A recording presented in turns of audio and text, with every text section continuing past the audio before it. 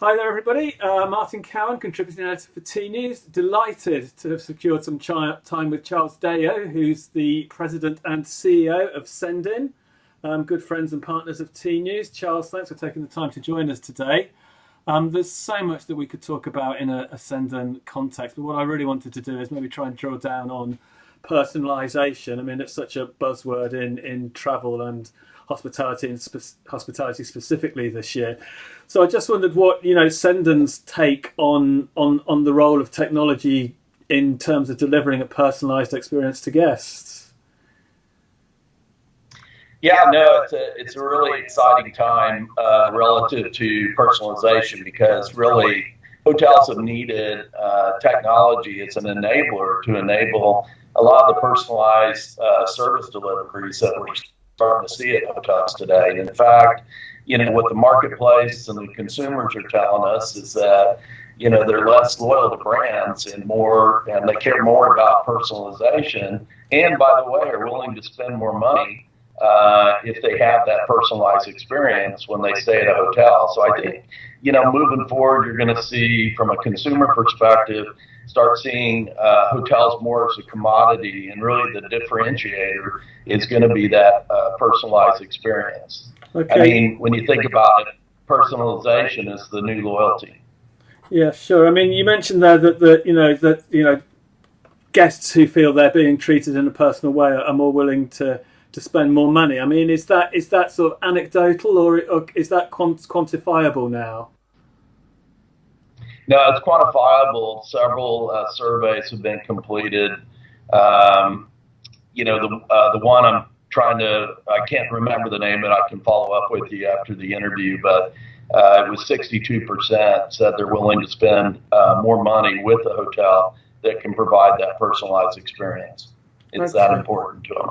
Okay, so I mean, so that's a fairly sort of material incentive for hoteliers to get involved in personalisation. I mean, why do you think that hoteliers have been sort of, reluctant or unable or unwilling to offer a personalised service, particularly at scale? I mean, sort of boutique properties can deliver the sort of like an analog offline personalised service, but for the big chains and the big box hotels, how can they deliver personalization at scale? Yeah, and that's the key point there. I mean, personalization at scale is difficult, and I think hotels have had trouble with it because you really need to aggregate kind of base personas as it relates to specific elements about personalization that are the same among a group of people, and then customize the detailed aspects of the experience. So a good example of that, let's say you've got a spa persona defined for somebody that likes the spa experience. That's fine. Now you've got a group of people that have that spa persona, but when they go to the spa, each one of them probably wants a different type of treatment. And so there's the detailed customization that has to go on with that. So that's really how you have to do it at scale. And then how does technology support and enable the ability to understand and deliver that to the customer? So in the example I just gave, you'd have to have that persona defined. So you'd have the group of spa customers, and then you would have to have the attributes, the details of that experience, and that be available operationally through a 360-degree profile that would be part of your CRM solution, so that it could be communicated operationally. So, we talk about in CRM, we talk a lot about, marketing automation and those types of things, but, there's also that element of CRM where it really needs to be operationalized. And, that's a good example of where it plays an important role. Okay, so it's the idea of it's great having the data and the analysis, but you still have to somehow connect it to the operational system. So I mean, is that an HR staff training function, or to what extent can technology help with that? Oh yeah, absolutely. I mean, I think it's interesting. We're implementing a big client, right now in Australia. And as part of the kickoff meeting, they actually had their head HR person at the kickoff meeting. And so I asked our contact, I said, it's really interesting that you've done that. And I wanted to see if she gave us the right answer. She said, yeah, this is going to be all about change management. It's going to change the service delivery model of how we service our guests. And change has to be top-down driven, and we need HR support to get it done. And that was the perfect answer. And I'm really excited about seeing the outcome of that client, because I think they're going into, the personalization CRM process in a way that's going to make them very successful in the end. Okay, I mean, interesting you mentioned that you've got a sort of Australian client. So is personalisation a sort of global phenomenon? Are there any sort of markets or points of sales where there's a bigger imperative on hotels to deliver personalisation, or is it a pretty sort of global concept these days? I think it's a global concept these days, but I also think we see it being embraced more closely maybe in the Asia Pacific regions. As I think about some of the clients that we have there, but it really truly is a global initiative right now. I think everybody understands the importance of personalization. I think everybody understands the role it plays within loyalty. And I also think that we're starting to see some of these studies like the one we just referenced where, if a customer is willing to pay more for a personalized experience, it's going to drive bottom line results. So there's actually a return on investment associated with any kind of delivery costs that you would have, given the programming you may have to put in place to make it work. I mean, that's a very valid point, isn't it? Because these tech solutions, personalization, cost of money, and you need to have a sort of return on investment built in. I mean, I was doing a quick whiz around the Cendyn website, and you wrote a piece about personalization a while ago where you sort of break it down into pre-trip, on property, and post-trip. I mean, is there a different approach to personalization at each of the stages, and is any one of them more revenue generating than the other? I mean, presumably once somebody's on property, you've got a captive audience, but I'm personally personally interested in sort of post-trip, having acquired the customer, how you then maintain that relationship with them afterwards. So I'm just wondering how the personalization argument break down into those three phases. Yeah. I think the customer journey, each engagement point has opportunities.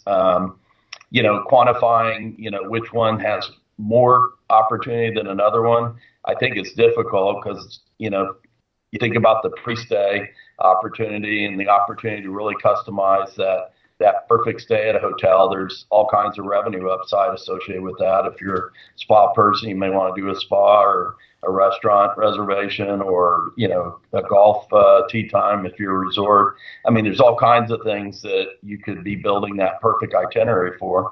And then, of course, when they're on property, there's opportunities both pre-stay and on-stay to actually upgrade the room type and the different things that you may want to upgrade them into. And then post, of course, the opportunity to, get them to be an advocate and then to also deliver, specific personalized marketing communications where, they want to rebook and they want to tell their friends to book.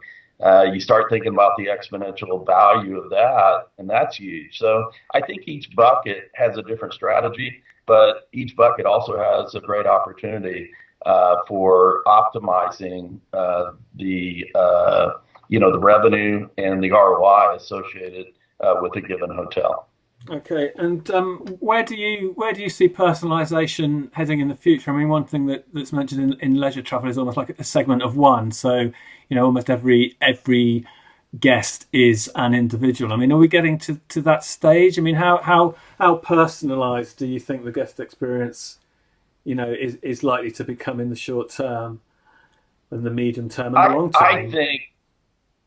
I think when you talk about personalization at scale, I think you're still going to have aggregate groups at some level. And I think that persona discussion we had earlier still applies. But I think you're going to see more customization around that persona so you can deliver unique elements to it. And I think some of the stuff that that we talk about today and we know is in the immediate future is, AI and how that can translate into a service bot that could actually programmatically really start understanding how that customization around the persona could be automated further and delivered automatically to the customer.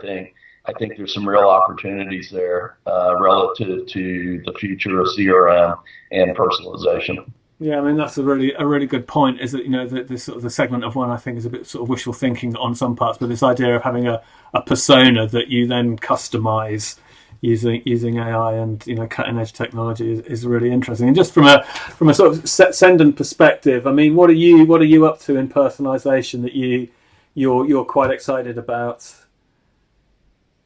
Yeah, so we're continuing to figure out new and unique ways to operationalize CRM. So, we have an Engage product that actually can take the relevant aspects of, a given customer's profile and present it in a meaningful way to people that are at any of those engagement points within the customer's travel journey. So an example of that is, we have a widget that, a front desk can use so that it actually goes out, reads the PMS, pulls back all the unique elements of the customer that's checking in, and then identifies through a business rules engine what the three most important things are that you should be engaging the customer on. And some of those important points may be, enhancing, the personalization that you want to deliver to them as part of the stay. Part of it could be, offering them an upgrade if they're, have a room that maybe isn't conducive to what their profile tells us, or it could just be a meaningful interaction with that customer, just the opportunity to welcome them back versus have you ever stayed here before, or to see that maybe they had a survey result that, we should be sensitive to where we place the room. It could be a myriad of things, and you think about all those myriad of things that when you're trying to make sure the check-in is efficient and goes as fast as possible, you really need that kind of technology to really filter through all that. And in the example we're using right now, to give them those most important top three interactions, so you have a quick check-in and you still have a meaningful engagement. So I think that's a good example of how the Cendyn solution is driving and optimizing those engagement opportunities with a hotel's guests and customers. And you can take that same example and you could put it in the engagement opportunity that you have in reservations in a call center. You could take it to the VIP manager that may be carrying around an iPad and using it with her VIP customers. You could take it to anybody really that is in the process of engaging the customer. No, I mean that's quite interesting. The idea that from all the available data, you can use the tech to pull out the three most important factors for that customer or that persona, and that's really interesting. And okay, well listen, I'm sort of 12 minutes in. I think that's probably optimum time for a video interview. So thanks very much, Charles. I know you've got a lot on today, so thanks again for joining T News for that interview. Well, I'll see you around. Yeah, really enjoyed talking to you and love everything you guys are doing in the marketplace. So thank you. Thank you very much. All right. Thank you very much, Charles. Night. All right.